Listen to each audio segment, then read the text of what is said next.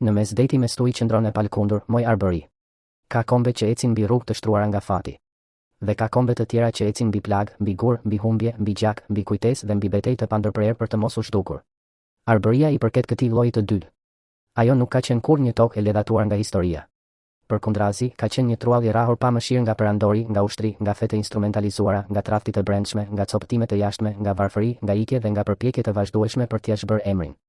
E megjithatë, në mes të këtij deti me stuhi, arbëria ka qëndruar. Dhe ky është mrekullia jonë historike. Sepse arbëria nuk është thjesht një emër i vjetër. Nuk është vetëm kujtim mesjetar, as vetëm tingull romantik i së shkuarës. Arbëria është prova se një kom mund të sulmohet për shekuj, mund të coptohet në kufi, mund të tjetërsohet në fe, mund të shtrydhet në ekonomi, mund të përçahet në krahin, por prapë të mos dorëzohet. Ajo është trupi historik i shqiptarit që nuk u fundos, edhe kur dallgët e botës u përplasën mbi të me gjithë egërsinë e tyre. Po ta shohësh historinë shqiptare me sy të kthjellët, kupton se mbijetesa jonë nuk ka qenë normale. Ka qenë e jashtëzakonshme. Pak popuj në Evropë kanë kaluar kaq shumë trysni dhe kanë ruajtur kaq fort një bërtham identitare. Që nga koha iliro-arbërore e deri te shekujt e pushtimeve, shqiptarët kanë jetuar në skaj të zhdukjes politike, por jo të shuarjes shpirtërore. Kjo është diferenca. Ne kemi humbur principata, kemi humbur kryeqendra, kemi humbur autonomi, kemi humbur elitë të shkruar, por nuk kemi humbur dot thelbin, gjuhën, kujtesën e prejardhjes, ndjenjen e tokës dhe instinktin për të ngritur sërish. Kur erdhën perandorit, arbëria nuk u shua. U shtyp, por nuk u tredh. Kur erdhi koha e fortunave osmane, shqiptari nuk doli i paprekur, por nuk doli as i zhdukur. Kur erdhi koha e ndarjeve ballkanike, kufit e prend trupin e kombit, por nuk e shuan dot ndërgjegjen e tij. Kur diplomacitë e mëdha e trajtuan shqiptarin si numër dhe jo si komb, ai sërish gjeti mënyrë të mbijetojë. Dhe kur menduan se duke ia varfëruar jetën, do t'ia vrisnin edhe ëndrrën, historia tregoi se shqiptari mund të largohet nga toka, por jo nga përkatësia. Kjo është arsyeja pse metafora në mes deti me stuhi qëndron e palkundur, moj arbëri është më shumë se varr. Është përkufizim i përmbledhur i fatit ton kombëtar. Arbëria ka qenë gjithmonë në det të hapur. Asnjëherë në liman të qetë. Asnjëherë në rehati. Asnjëherë e sigurt. Dhe pikërisht aty qëndron madhështia e saj, jo se nuk u godit, por se nuk u rrëzua. Në qendër të kësaj qendrese ka qenë gjithmonë diçka më e fortë se armët, vetdia. Një popull mund të pushtohet fizikisht, por nëse ruan vetdijen për veten, ai mbetet i gjallë. Shqiptarët, edhe në kohët më të këqija, e ruajtën një vit të padukshme që i lidhte me njëri tjetrin, gjakun, gjuhën, zakonet, kujtesën e të parëve, malin, besën, këngën, vajin, trimërinë dhe mallin e tokës. Kjo vi nuk u këput. U hollua ndonjëherë, u plagos, u përdos, por nuk u këput. Dhe për këtë arsye arbëria nuk u bëre ligë muzeu. U bë qendres. Historia jonë nuk është histori e rehatis. Është histori e mbijetesës përballë dallgëve. Dhe dallgët nuk kanë qenë vetëm të huaja.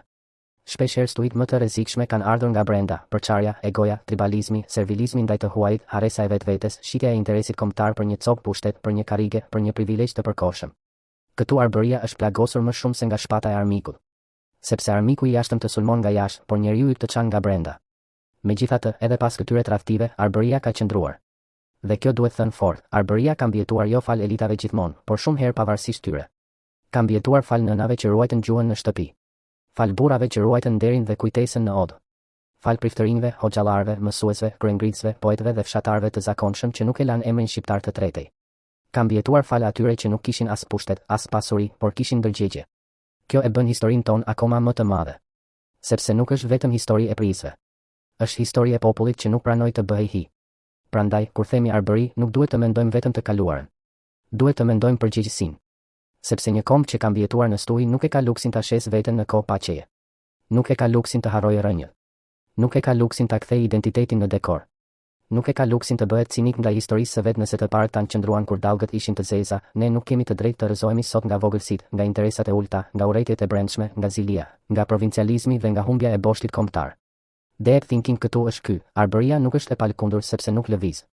Është e palkundur sepse, edhe kur lëkundet fort nga stuhit, nuk shembet. Kjo është diferencë e madhe. Qëndresa nuk do të thotë mungesë dhimbjeje. Do të thotë mos dorëzim. Do të thotë të pësosh, por të mos zhdukesh. Të rrëzohesh në një brez dhe të ngrihesh në tjetrin. Të humbasësh në një fushë beteje, por të fitosh në kujtesë. Të coptojnë në hartë, por të mos të ndajnë në shpirt. Kjo është arbëria. Një trumë që e rahën perandorit dhe nuk u tha. Një emër që e goditën shekujt dhe nuk u shua. Një komb që e futën në mes të detit me stuhi, por që nuk pranoi të mbytej. Dhe ndoshta kjo është fjalia që e përmbledh më mirë gjithë historinë tonë.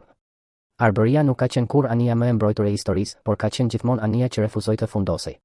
Prandaj sot, më shumë se kurrë, shqiptari duhet ta shohë arbërinë jo si nostalgji, por si amanet.